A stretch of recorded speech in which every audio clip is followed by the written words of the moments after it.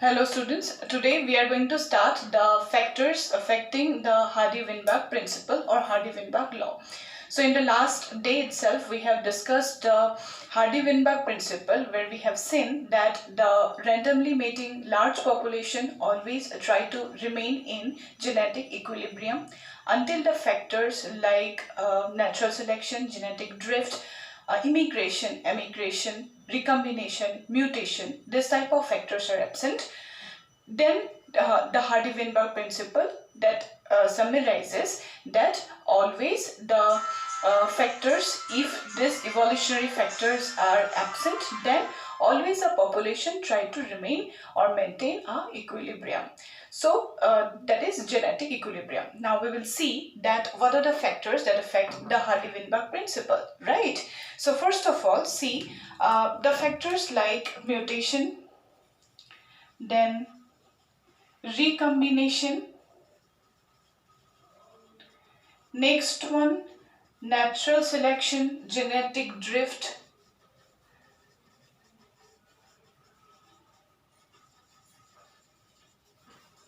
this type of factors, if it is present, then Hardy-Weinberg principle will not be followed, or that large population cannot maintain a genetic equilibrium. Now we will see what is the genetic drift. Genetic drift means it is the change in the gene flow. So I have told about the gene flow. Gene flow means when a population, in a population, suppose it is completely confined. Now from a different location, if a new population or some individual enters into that population, then this is called as gene flow. And whenever the change in genetic frequency occurs in that population, then this phenomenon is called as genetic drift, right? Now we will see if genetic drift occurs, then how the Hardy-Weinberg principle will change, or Hardy-Weinberg principle will be affected, right? So first of all, just see this genetic equilibrium which has not been maintained, that one factor we will see genetic drift. So there are two ramifications of genetic drift we can see. One is bottleneck effect. One is bottleneck effect and another is the founder effect. Now what is bottleneck effect? Bottleneck effect is a phenomenon occurs in a population when some population undergoes some decrease, or if a population decline, the species decreases, the population size decreases, then after that from that smaller population the new population will grow, but that new population will not be a representative of the earlier population. In that case, the population will not have the gene, that genetic frequencies will not be constant. Now we will see in detail that what that bottleneck effect states, right? So first of all, it is seen in a population of cheetah, right? So cheetah population was around 1 lakh. Whenever it was around 1800, when there was no law for the protection or for conservation of the species or the wildlife, then poaching or hunting was very much prevalent. So in that condition, from that African forest, the population of cheetah that was hunted or they were poached, so that's why a number of cheetah declined. And from that 1 lakh population, it declined to around only, suppose, thousands. Okay, only thousands of population species survived from that 1 lakh. So obviously this thousands of population will have limited genetic frequency. Okay, they will have limited gene frequency, so that's why their variation also are very much less. Okay, and it was seen that whenever what had happened, and that condition, the hunting and poaching was banned by African government, and after that once again this thousands of population increased. But what had happened, see here, from this thousands of population, it once again increased to 1 lakh. right? But there was a problem here in that effect, in that phenomenon. What had happened, that these thousands were very limited population, they were prone to some fatal diseases. Okay, they were prone to some fatal diseases, right? So what had happened, that new population that had grown, though it has grown, but then also they had some problem, that if that disease, okay, if that individual suffer from that disease, or that disease attack that 1 lakh population, then the part of extinct of that 1 lakh of cheetah population cannot be conserved, or they cannot be reversed. So this had happened in the bottleneck effect. So this is one example. You just need to remember, this is a natural selection. Nature selects this species, thousands of species, but those thousands of species, they were very much prone to some of the fatal diseases.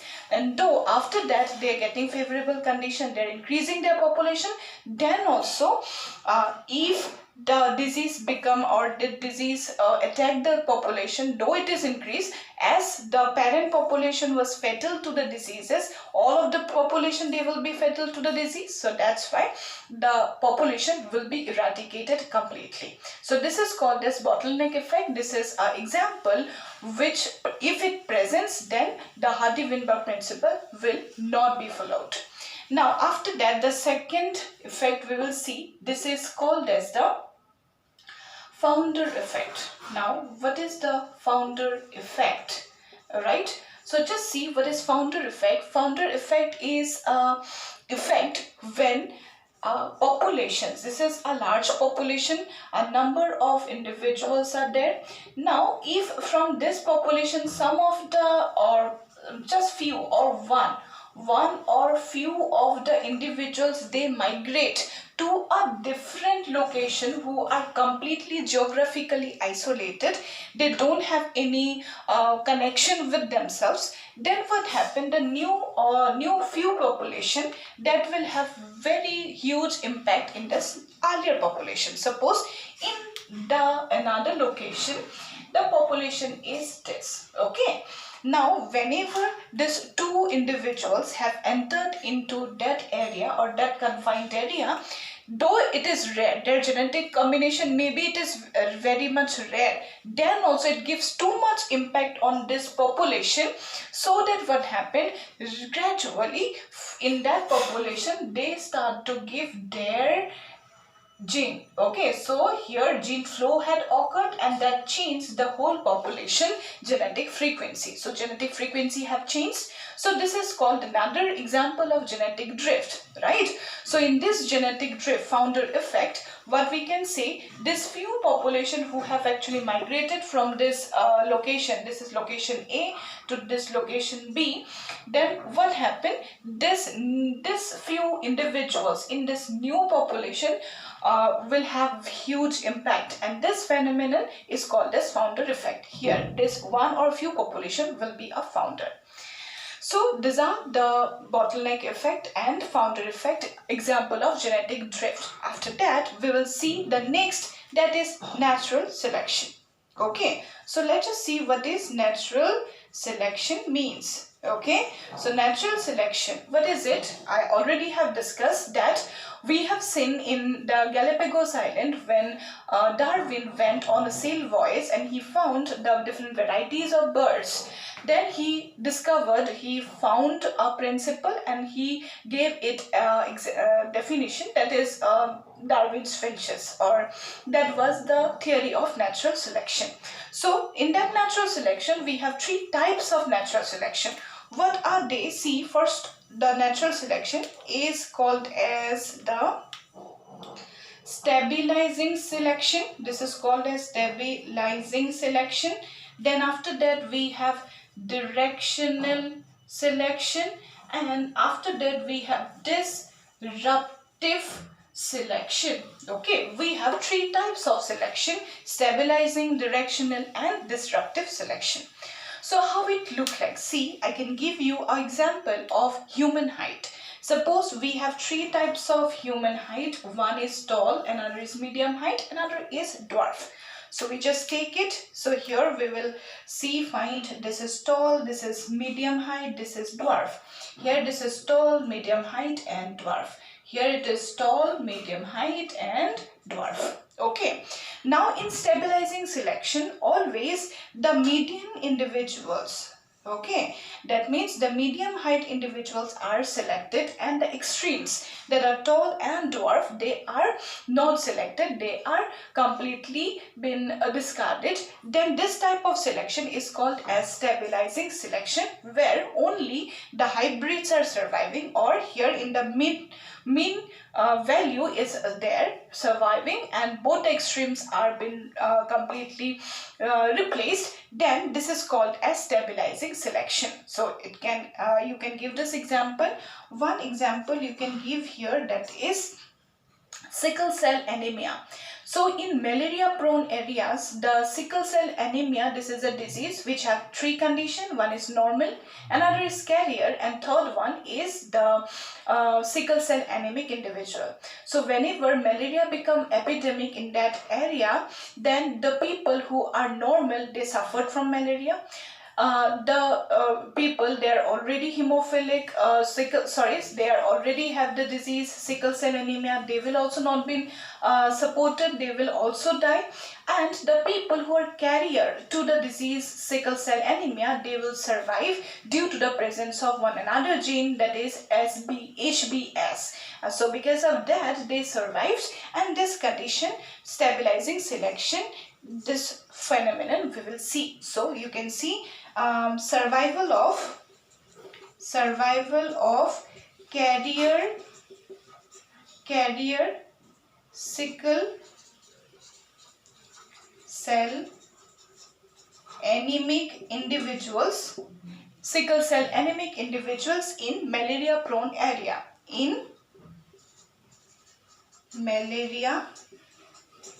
areas.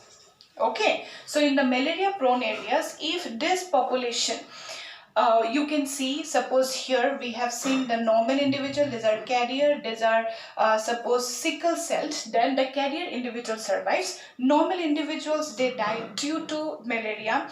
The sickle cell anemic individuals they will die anyway, and the only the carrier individuals for the disease sickle cell anemia, they survived. So this is an example of stabilizing selection. After that, let's just move to the next one, that is directional selection. So in directional selection, what happens? See, here at one period of time, only one extreme is selected by nature.